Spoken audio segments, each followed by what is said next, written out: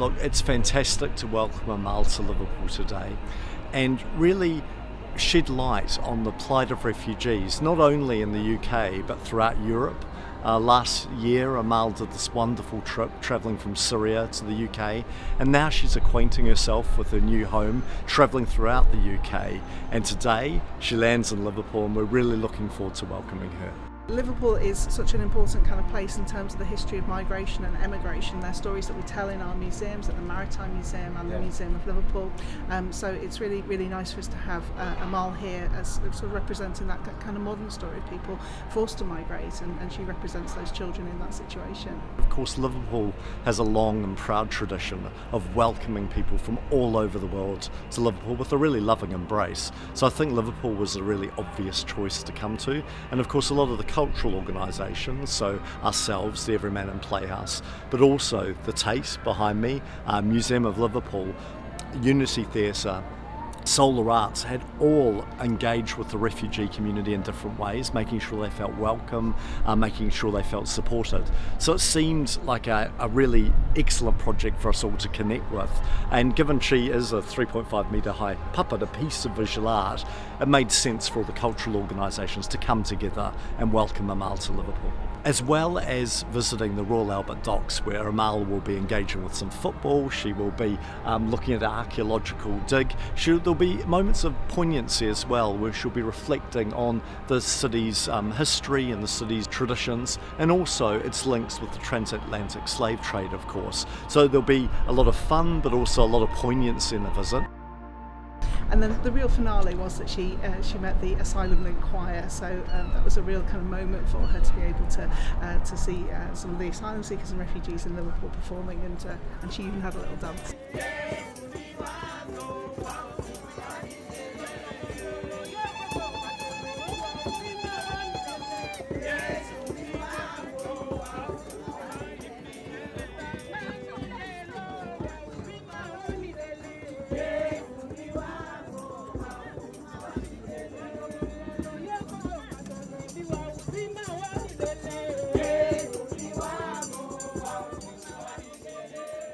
So we've been involved with Little Amal in several ways, and it's been really, really exciting. Little Amal represents for our participants at Solar, our staff team and our volunteers, some of their journeys from, particularly for the Syrian community, from actually the place that Little Amal has walked to here, but also her narrative resonates very much with people's experiences.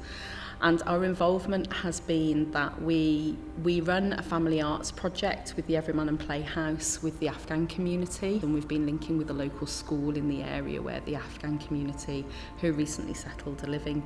So in terms of the school visit, it's really interesting and important to bring Amal to the school, because it's a school in an area of Liverpool that isn't historically used to being diverse in terms of cultural and religious diversity and diversity from around the world of the children and the families. And so it's something quite new to the school, and also the school does have several children from the Syrian community who are from a refugee background, and also from the Afghan community who are from a refugee background. And it's not necessarily for those children to talk about or identify with being refugees, because that's an unspoken part of their journey, and it's something they navigate every day. And it also allows the other children to understand more and to have an empathy for what it means to leave your country, to look for or have a loss or a not knowing about family. Yeah, I think that's a really important part of the narrative. So we did ask the school if they were able to do some work with the children in the morning around understanding of the refugee journey, the refugee narrative, and then it was just really important that the children were then able to voice with Amal what they wanted to do to help her feel comfortable and help her on her journey. And I'm hoping, and I'm absolutely sure, that that will now better connect the children, give them stronger peer friendship groups, connect the families together, because the families were able to see her at the end of the day, and create a more supportive environment for those children, all of them, a safe place to be. In Speak at the moment, we've got a lot of the refugee families that are being housed here temporarily. So these schools in this particular area have had a large rise of refugee children, and it's caused a bit of conflict. So this has been like the perfect thing to sort of bring everyone together, highlight some of the issues that the refugee children are facing, but without using them directly as an example. We've been able to bring them all in, and it's just made it so much calmer and so lovely.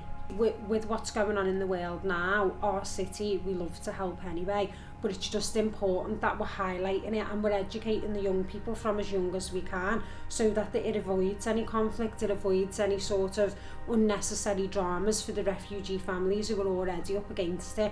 And it's all about raising awareness and just making sure that everybody's understanding and we're all passing the love round, really. A lot of the children in schools like this will have stories similar to Amal's, and so it's they're able to then see, you know, their own journey in hers, and also just watching the way the kids respond, and may then go out and understand a little bit more about the city that they live in and the people that it's comprised of. It's exciting, and also it's really cool. She's a big girl, so they just love playing games with her.